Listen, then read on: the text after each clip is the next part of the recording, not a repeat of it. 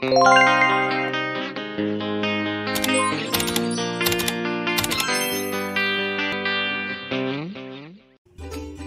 guys, mini vlog. So for today's video nga guys, ay tayo po ay maglilinis ng bahay. Syempre wala naman talaga tayong ibang gagawin kundi ay maglinis-linis lang talaga mga mare. Pasensya na nga kayo mga mare at ito lang nga ang kaya kong i-video. Naku mga bading, ako nga ay tinatamad ngayon, ewan ko ba? Alam niyo ba kanina habang ginigising ako ng asawa ko ay ako nga ay inaantok pa.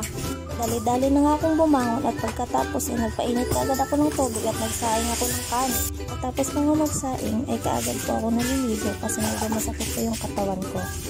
Pasensyahan niyo na nga at medyo maingay po dito. Pagkatapos ko nga pinakain yung mga anak ko ay dali-dali po akong pumasok ng kwarto at niligpit ko po yung higaan namin.